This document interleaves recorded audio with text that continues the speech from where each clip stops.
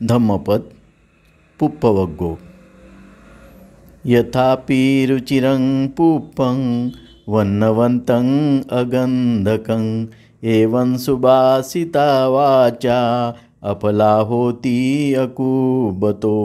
ज्याप्रमाणे सुंदर रंगाचे सुवासरहित फूल निरुपयोगी असते, त्याप्रमाणे बोलल्याप्रमाणे आचरण न करणाऱ्याचे सुभाषित बोल निरर्थक असतात। यथापि रुचिरं पुप्पं वन्नवन्तं सगंधकं एवं सुभाषिता वाचा सफला होती कुबतो। ज्याप्रमाणे सुंदर रंगाचे सुवासिक फूल उपयोगी असते, त्याप्रमाणे बोलासारखे आचरण करणाऱ्याचे सुभाषित बोल सफल होतात। अर्थकथा।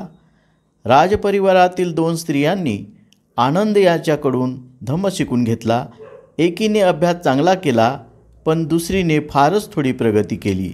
त्यासंबंधी बुद्ध म्हणाला की निर्गंध फुलाप्रमाणे चांगला अभ्यास करण्याचा प्रयत्न न करणाऱ्या माणसाला धम्म निष्फळ असतो।